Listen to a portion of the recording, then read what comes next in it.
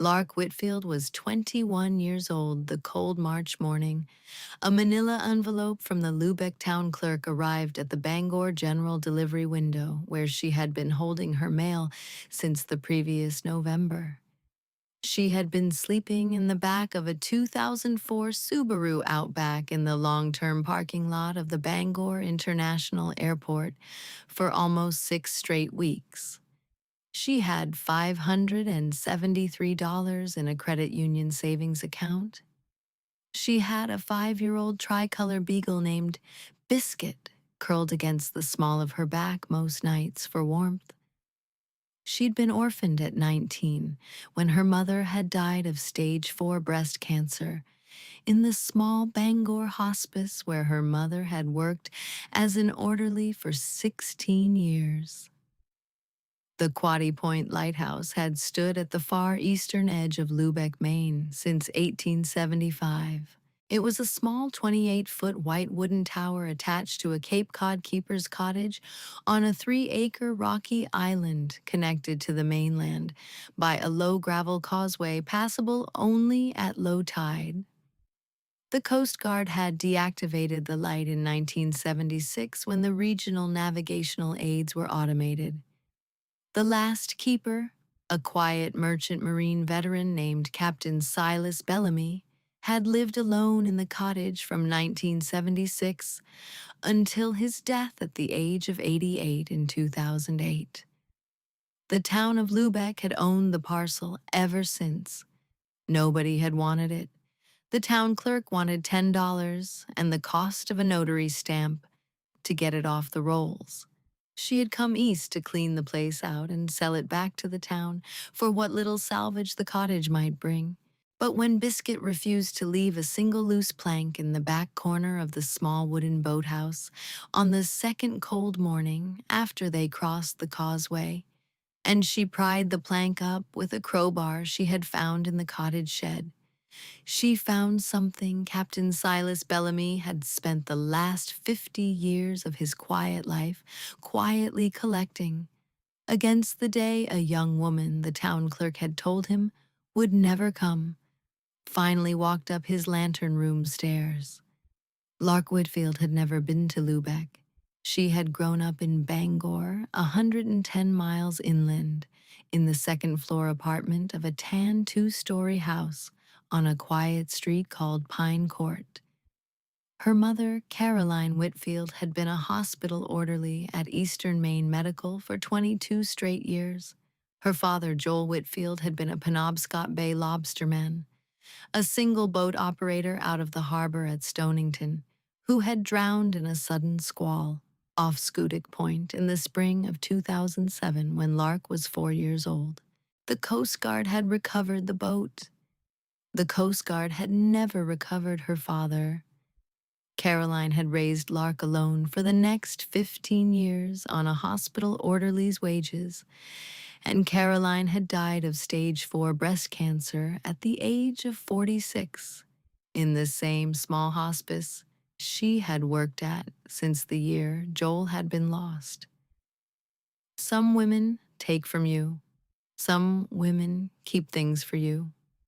Caroline Whitfield had taken nothing from her daughter and had kept a single small leather photograph book of her late husband's lobstering years on the kitchen counter for 15 straight years, and had asked Lark, 3 days before she died, to please do whatever she wanted with the rest of Caroline's life, but to please always keep the photograph book somewhere safe. Lark had kept the photograph book in the passenger's side glove box of the Subaru Outback ever since. The 2 years between Carolyn's death and the morning the manila envelope arrived at the Bangor post office had not been the kind of years Lark told strangers about. She had dropped out of her second semester at Eastern Maine Community College the week Caroline died because the math had stopped working. She had taken seasonal work at the L.L. Bean call center in Bangor through the summers and at a Tractor Supply on Hammond Street through the winters. She had paid rent on the Pine Court apartment for as long as she could, and then had paid it on a smaller studio above a deli for another year. In January, the deli's landlord had raised her rent by $210 a month, and the Tractor Supply had cut her overnight hours, and the math again had stopped working. The Subaru had become her bedroom in the fourth week of January. The Bangor General Delivery window had become her mailbox. Biscuit had been the only living being on Earth Lark was sure still loved her. She had adopted Biscuit 2 years and 3 months earlier from a small Maine animal rescue outside of Brewer. The same week, Caroline had been transferred from the oncology ward to the hospice across the parking lot. The rescue had called Caroline's old phone number by mistake. Lark had answered. The voice on the other end had said, "Ma'am, we have a 5-month-old Beagle pup who was surrendered by a family in Old Town that can no longer keep him, and I am calling all our pre-approved adopters because the shelter is full. Would you be able to come look at him this afternoon?" Lark had not been a pre-approved adopter. Caroline had been a pre-approved adopter the previous spring, before the diagnosis, before the math had stopped working for any of them. Lark had said yes. She had driven the 7 miles to Brewer. She had come home in the Subaru with a small black and tan Beagle pup asleep on a folded sweatshirt on the passenger seat. She had named him Biscuit because she had stopped at a Dunkin' on the way home and ordered a single buttered sausage biscuit, and the puppy had quietly eaten half of it from her open palm in the parking lot. Caroline had met Biscuit twice in the hospice before she died.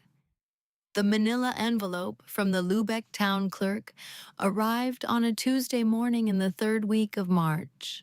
Inside the envelope, on the simple letterhead of the Lubeck town office, were a deed of transfer, a small brass key on a thin leather cord, a folded photocopy of an 1875 land grant from the state of Maine, a hand-drawn pencil map of Quoddy Island and the Low Causeway, a tide chart for the third week of March, and a typed letter from the town clerk explaining that Lark's 18th birthday application for the Quoddy Point light auction, which Lark had filed on a midnight whim from her Pine Court kitchen table, almost 3 years earlier, on a community property tip from a Bangor genealogy blog, had finally come up for the property's third and final administrative review, and had been accepted.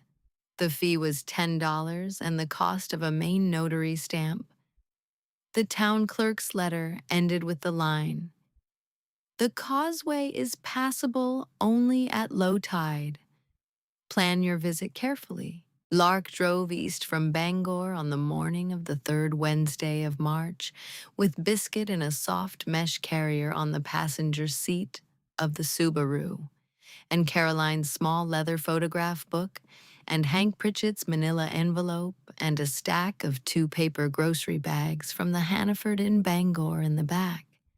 Her grocery list had been short: a loaf of white bread, a quart of milk, a stick of butter, a jar of grape jelly, a small jar of Folgers, a sleeve of saltines, a tin of bumblebee tuna, a wedge of cheap orange cheddar, 6 cans of Pepsi, and a 14-pound bag of dry Beagle kibble.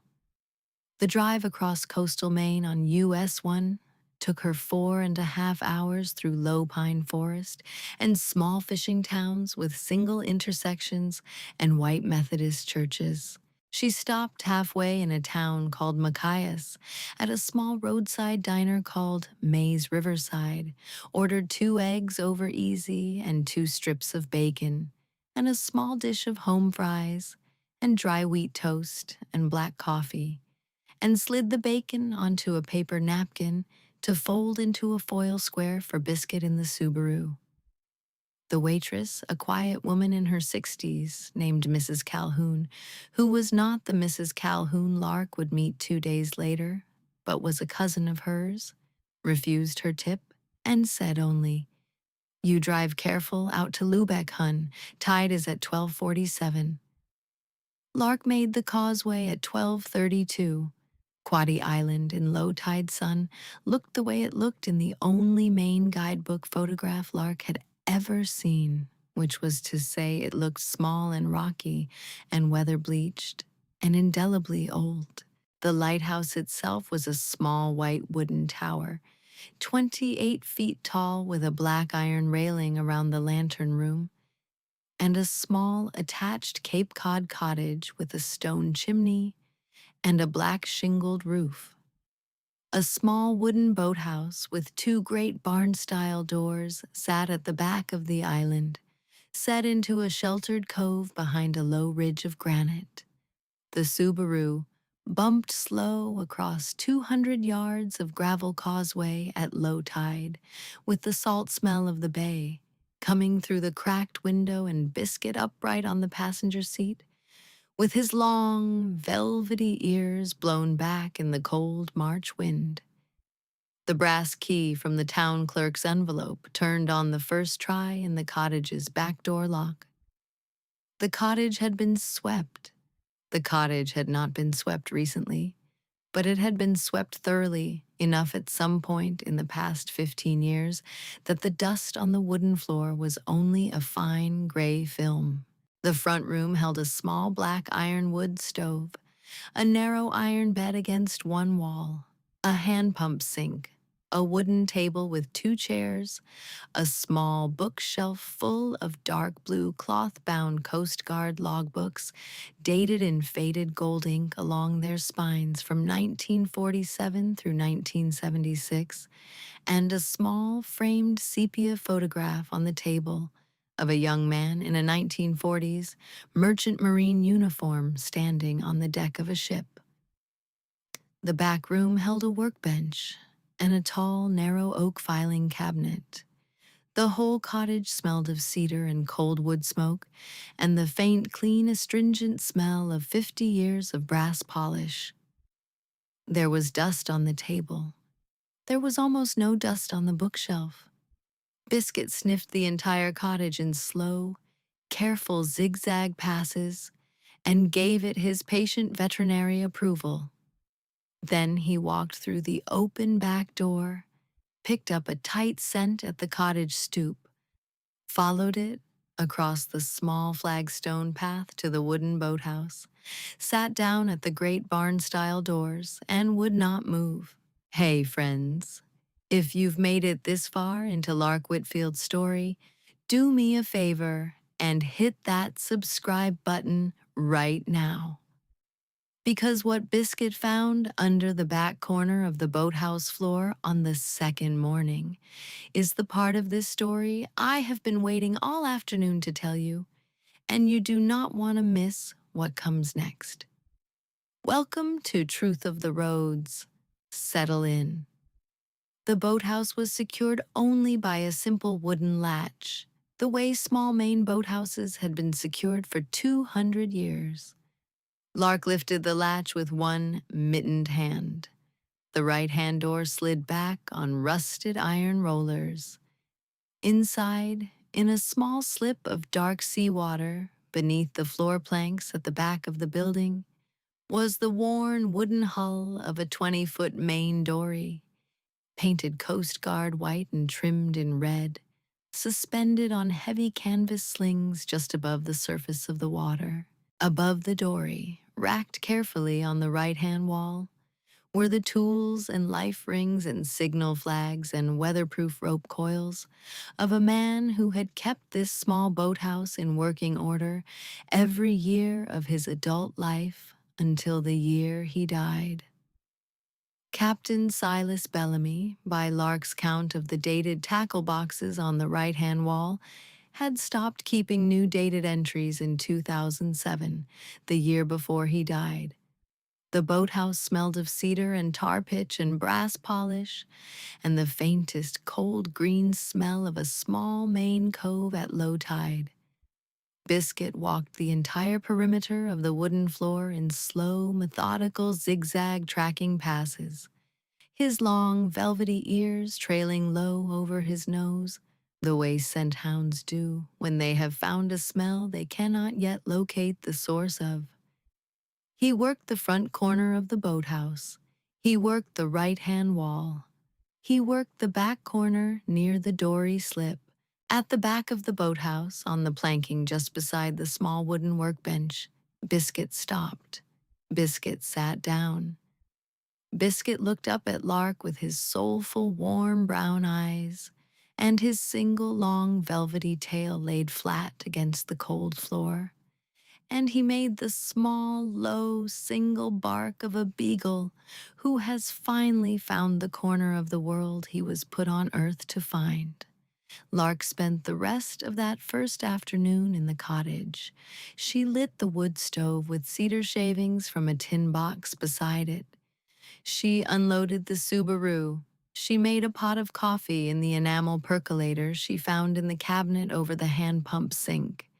She fried 2 eggs over easy in the small cast iron skillet she brought up from the trunk, made 2 pieces of buttered toast over the open wood stove flame, and ate sitting at the wooden table at the small south-facing window that looked across the salt marsh to the lights of Lübeck on the mainland.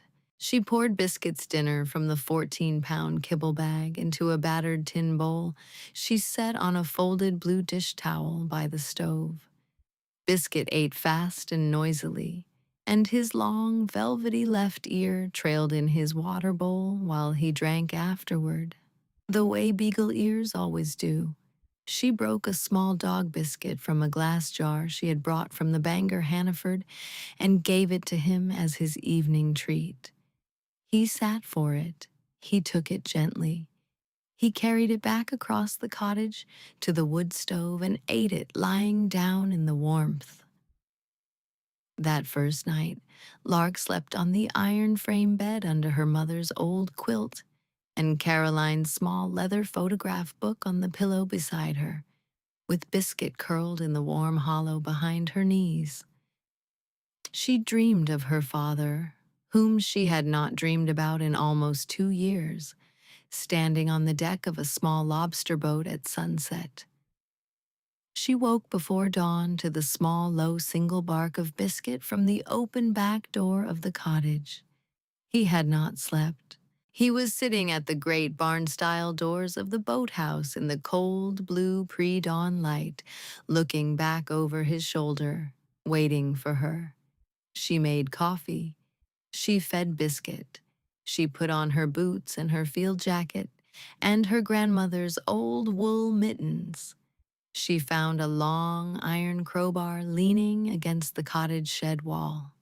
She carried the crowbar across the small flagstone path to the boathouse in the cold blue light with Biscuit at her left heel. The plank Biscuit had marked the previous afternoon was 4 feet long and 10 inches wide, and it lifted with 2 firm prees of the crowbar. Under the plank, in a small, dry crawl space between the boathouse floor and the granite bedrock of the island, wrapped carefully in 3 layers of heavy oilskin and lashed with marine twine, was a single sealed brass-bound chest the size of a small toolbox. The chest was the size of a large family Bible. Its brass was tarnished but intact. Its iron clasps were not locked. Some men collect. Some men keep.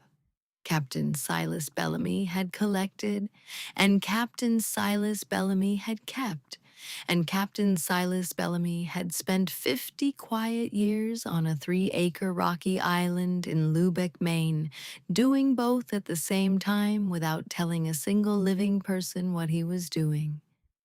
Lark carried the brass-bound chest back across the flagstones to the cottage, with Biscuit walking solemn at her left heel. She set the chest on the wooden table in the cottage front room under the warm yellow light of the single brass desk lamp. She unwrapped the 3 layers of heavy oilskin. She unlashed the marine twine. She unhooked the iron clasps. She lifted the lid. Inside the brass-bound chest, neatly arranged in carefully fitted compartments lined with soft red felt that had been changed and replaced perhaps a dozen times over the decades, were 147 gold coins, minted by the Spanish colonial mint in Mexico City between 1715 and 1733, and stamped at the bottom of each with the words Ocho Reales, 8 reales, the gold doubloons of a long-lost colonial sea trade. There were 19 cut diamonds in a small velvet pouch with a handwritten paper tag that read, Carmen Shipment, 1881. There was a small leather-bound notebook of careful brass instrument calibration calculations, dated 1798 in the handwriting of a man called Captain N. Foster. There was a small Bible-sized first edition copy of Herman Melville's Moby Dick from the 1851 American printing. The leather covers worn smooth at the edges, a small handwritten dedication on the inside front cover from a man named Hawthorne. There was a small folded sheet of writing paper on top of everything, dated the 2nd of February, 2008, in the same small, careful handwriting as the Coast Guard logbooks on the cottage bookshelf. It read, To whoever opens this chest after me.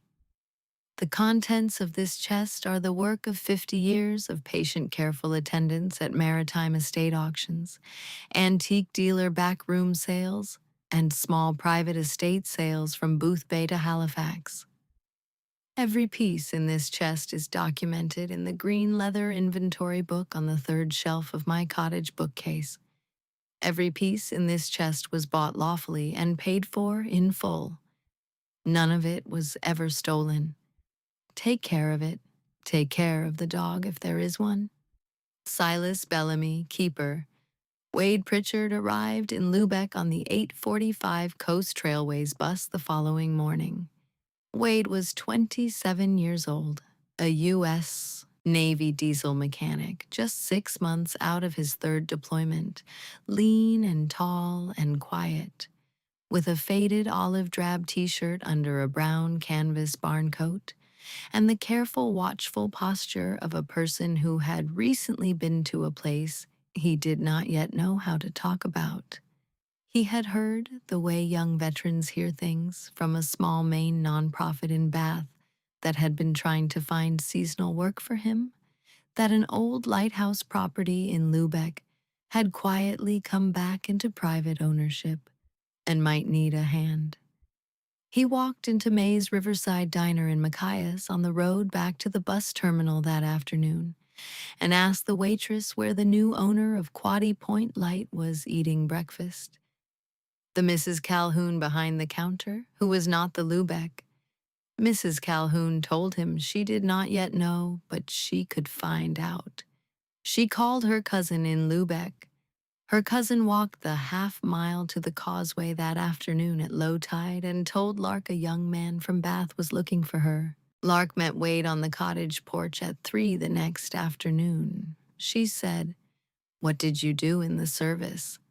Wade's eyebrows moved. He said, "How did you?" She said, "My father was a Coast Guard reservist before he was a lobsterman. You stand the way they used to stand." "What did you do?" Wade said, "Diesel mechanic.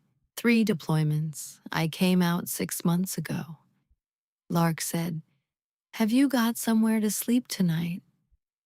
Wade looked at the cab of the small green pickup he had borrowed from the Bath nonprofit. He looked back at her. He said, "Yes, ma'am." Lark said, "In your truck." Wade did not answer. Lark said, "There is a small loft above this cottage that nobody has slept in 25 years. There is a cot in it, and a wood stove that throws enough heat for 2 floors if you bank it right. I cannot pay you anything for the first month because I do not yet have anything to pay you with. But if you can help me get a 1947 Maine dory back in the water and figure out who Captain Silas Bellamy bought 147 Spanish gold doubloons from over 50 years, I can probably pay you a real wage by July. Doors open. I'll be in the boathouse. Wade stood on the cottage porch for a long, quiet minute. Then he walked back to the green pickup and pulled a green canvas duffel bag out of the bed and walked back to the cottage and knocked very gently on the door. Lark let him in. Mrs. Helena Calhoun, the Lubeck one this time, walked across the causeway at low tide at 9 on the fourth morning. She was 74 years old, a small woman no taller than 5'1", with short silver hair under a faded blue Maine fisherman's wool cap, round wire-rimmed glasses, a long blue knit cardigan over a faded blue cotton dress, and rubber wading boots up to her knees because she had walked across 200 yards of cold March mudflat to bring a covered glass casserole dish of homemade Maine fish chowder up to the cottage. She set the casserole on the wooden table. She looked at Lark, she said. Silas told me, the spring he died, that the next keeper of this island would be a young woman with a dog who would not need anything from any of us except to be left alone for the first week and then quietly fed for the rest of her natural life. I have brought you fish chowder. I will bring you fish chowder every Thursday for the rest of my natural life. You let me. That is not the same thing as charity. Lark said. Mrs. Calhoun. Mrs. Calhoun said. Helena Hun. Lark said. All right. Biscuit walked over to Mrs. Calhoun and put his long, warm Beagle body across her left rubber boot. Mrs. Calhoun bent very slowly down and scratched the soft black and tan fur between Biscuit's drooping ears and said, Hello, sir. You are a very good boy. Silas would have loved you. Eleanor Mendelssohn called Lark's cell phone at 10:30 the following morning. Eleanor was 49, a Boston-based maritime real estate developer with a small office on Beacon Hill, and she had been tracking the Quoddy Point Light parcel through the Lubeck town records for almost 3 years on behalf of a private boutique hotel client.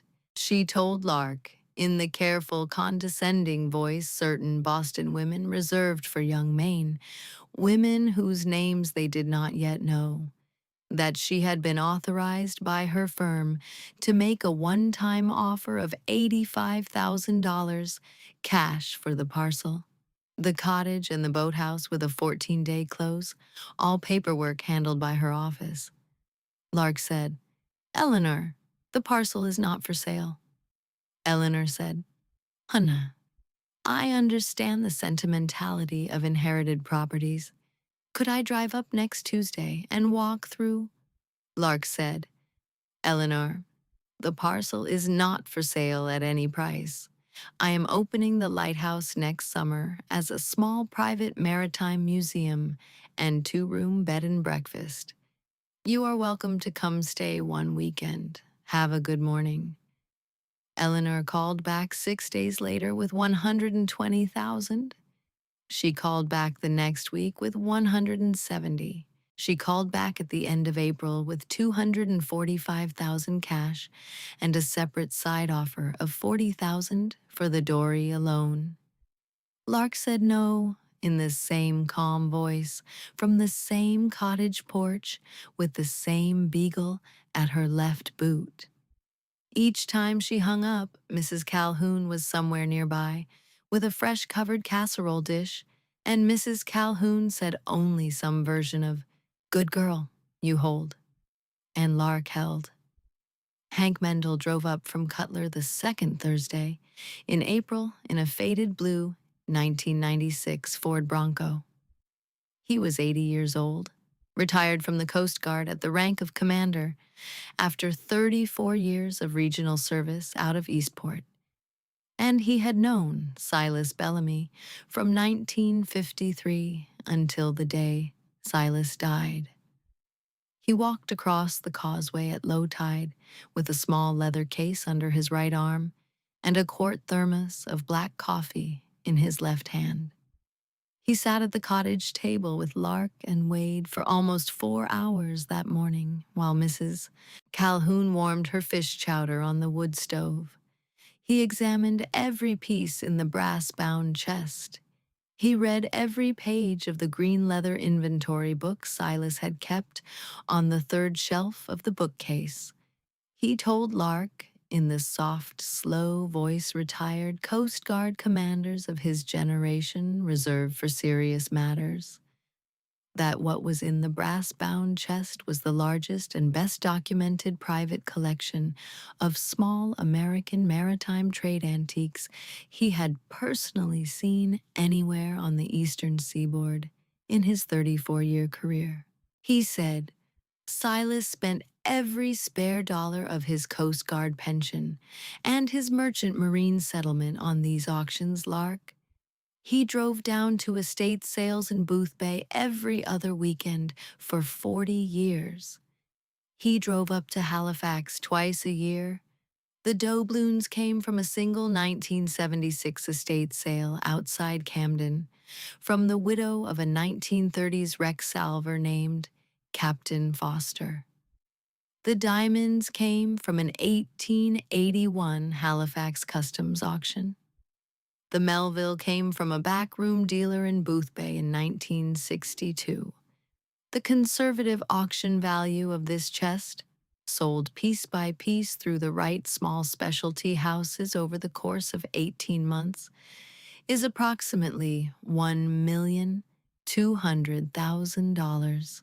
With patient handling and the right private collectors, somewhere closer to $1,700,000. Lark put both hands flat on the cottage table. She said, Hank, who was this for? Hank Mendel reached into the leather case under his right arm and pulled out a single folded sheet of typed letterhead from the law office of Mr. Erastus Beauchamp, attorney at law of Lubec, Maine. The letterhead was dated April of 2008, 2 months after Silas had died. The letter was a probate codicil naming the eventual private buyer of the Quoddy Point Light parcel from any future Lubec Town auction as the sole beneficiary of the contents of one brass-bound sealed chest stored in a specified location beneath the boathouse floor.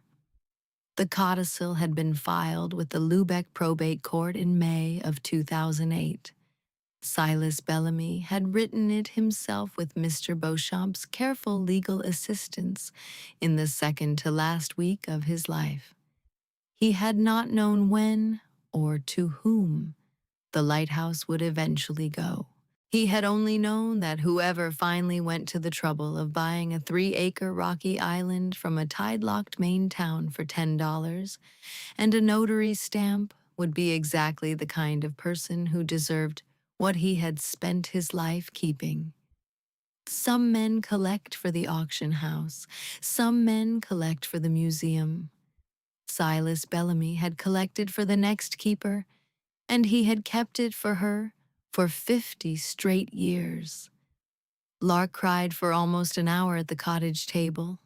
Wade stood at the wood stove and stirred Mrs. Calhoun's fish chowder and did not say anything.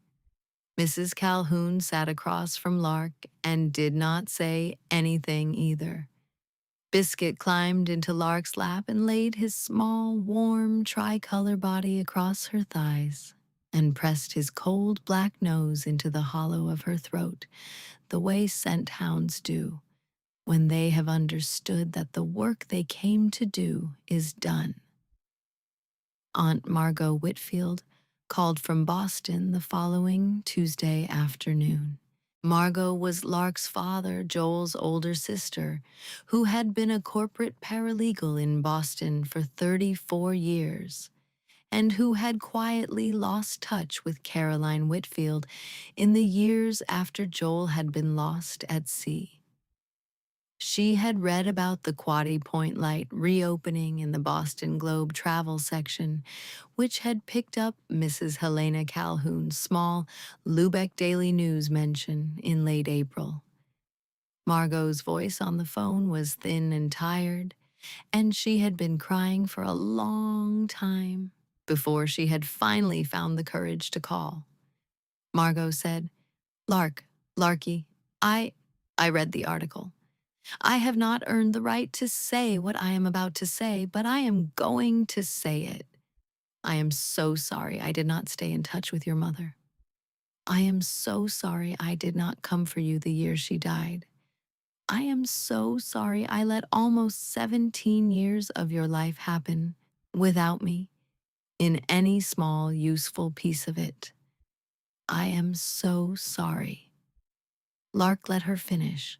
She said, Aunt Margot. Margot said, Yes, Larky. Lark said, Low tide is at 12:47 on Saturday. Come up. I will have the coffee on. Bring an overnight bag. Margot drove up on Saturday morning in a small gray Volvo wagon. She crossed the causeway at 12:43. She brought a small handmade Boston cream pie in a glass dish and a single small frame photograph of Joel Whitfield at the age of 22 on the deck of his first lobster boat. A photograph Lark had never seen, taken by Margot herself in the summer of 1996. Quaddy Point Light reopened to the public on a warm Saturday in late June as the smallest registered private maritime museum and two-room bed and breakfast in the state of Maine. Lark had restored the lantern room with help from a small Coast Guard auxiliary unit out of Eastport, which had volunteered every weekend through May. Wade had refloated the 1947 Maine dory in the Boathouse slip on a Tuesday morning in the second week of May, started its small Wisconsin air-cooled four-cylinder engine on the third turn of the key, and idled the dory out into the cove for a slow, careful test cruise with Biscuit standing alert at the bow in the warm spring sun and his long, velvety Beagle ears blown back in the wind. Mrs. Helena Calhoun ran the small breakfast service from 6 to 9 every morning in the cottage front room and refused to be paid in anything but a single fresh slice of Boston cream pie a day, which Aunt Margot baked in the cottage oven and delivered on a rotating schedule from Boston 3 weekends a month. Hank Mendel came for coffee and a small slice of the Melville at the cottage table every Thursday afternoon at 4, where the Melville lived in a glass display case under archival lighting and was turned to a new page every Sunday morning by Lark herself. Eleanor Mendelsohn did not call again. The Boston Globe ran a small second piece about the Quaddy Point Light reopening on the front page of its summer travel section in late June. By the end of the first season, the Lighthouse had hosted 41 overnight stays, 14 small school group museum tours from coastal Maine elementary schools, and one quiet Wednesday afternoon visit from a Halifax Maritime Archive curator who had wept openly at the green leather inventory book. Lark sold the cut diamonds and 3 of the doubloons through Hank Mendel's contacts that first autumn for a combined $612,000 after the small specialty auction commissions. She kept the rest of the collection. She kept the dory. She kept Captain Foster's brass instrument calibration notebook because Captain Foster had been a salver, and Captain Foster's notebook had been Captain Foster's life's work.